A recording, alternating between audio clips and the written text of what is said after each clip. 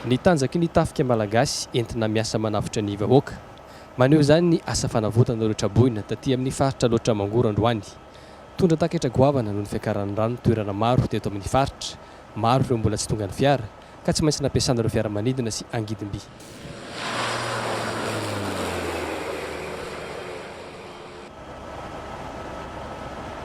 Betsaka zany zao no tsy misy ankoanina intsony.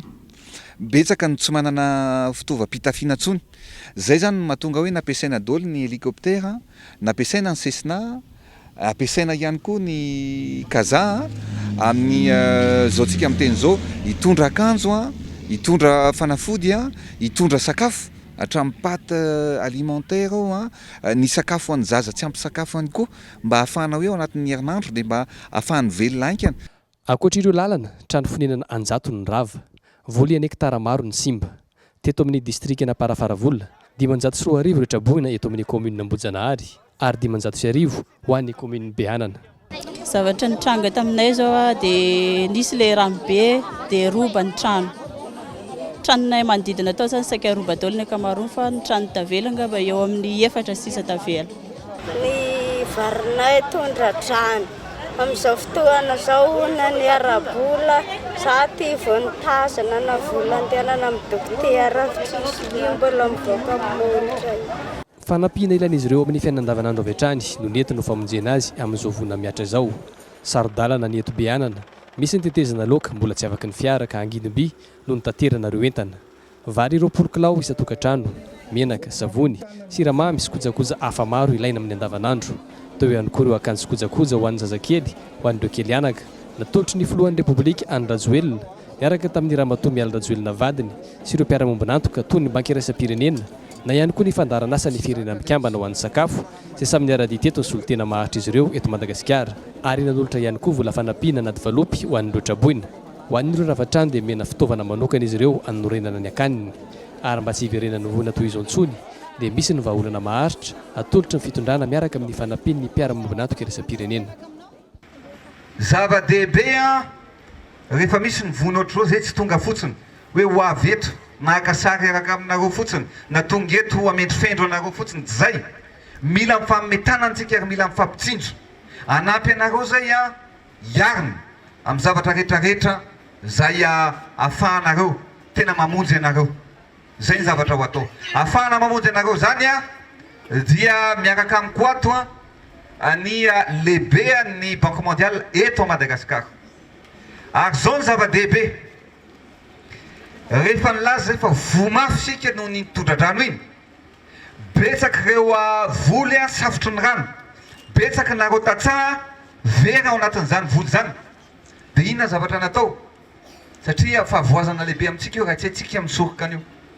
Dia ny zavatra natao ny lehibe ny Banque mondiale vao omaly fakomaly vao tondraka ny rano nandefa taratasy izy tany amin'ny fohy be tany Amerika, dia azo ny valiteny zao fa efa tonga ato amintsika ao amin'ny trésortsika ny vola 55 milliards ariary na 250 milliards FMG ho zaraina ho aparitaka aminareo tatsa omena masom-boly omena anareo. Zay ny zavatra ray. Fa faharoa manarakarakaka an'izay dia zao misy tanàna eto Madagasikara mety aty koa misy betsaka aty Parafaravola. Ny zavatra atao dia betsaka ireo toerana raha voavy ny orana dia tsy avitra intsony fa hodifitry ny rano, dia tsy mila miverina intsony ny olona. Fa zay tsy teny fotsiny hoe aza miverina eny nareo, fa io fanampinany amin'ny Banque mondiale io dia anaovantsika trano sy tanàna ifindranareo monina hoe ato ny tsindra dia omena tany maimaim-poana, omena vola anaovanareo ny trano ao nareo mipetraka amin'ny tanàna vaovao zay ho apetratsika zany. Asiana sekoly ao, asiana CSB2 ao, asiana ny zavatra maromaro dia ho jerevana amin'ny be ny tanàna sy ny tompona andraikitra rehetrarehetra satria misy toerana efa tsy mety hipetrahana intsony.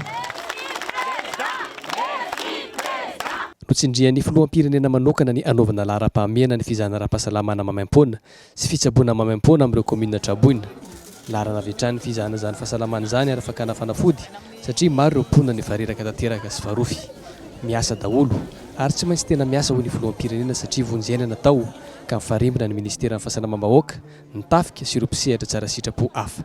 Zany dia ataontsika mandritra ny andro maromaro mihitsy ny fitsaboana maimako ohatro zao ny zavatra tiany ilaina dia isorana ny reo miaramila mpitsabo dokotera miaramila ny miafo alina ny ao anivon'ny présidence ihany koa ny ao anivon'ny ministère ny fahasalamana fa zava-dehibe mihitsy ilay fitsaboana ohatro zao satria ireo olona ireo tsy manana ny oeti-manana fa zao zany tsika tena navitra aina betsaka. Fotoana nanehoana firaisankina ny fotoana toy izao, firaisankina sy firalahiana izay niainana fanavotana piraitandrazana ary namerina indray tsikitsiky teo amin'ny endrik'ireo traboina. Mahafinaritra beraka izy haingana izy mba hosotra voninahitra mba tsy hiala amin'ny asany io fa mba hitony mandrapahafatana hiatitratrisa toy fa mahafinaritra betsaka mano filotia fa mbola tsisy ohatran'izao.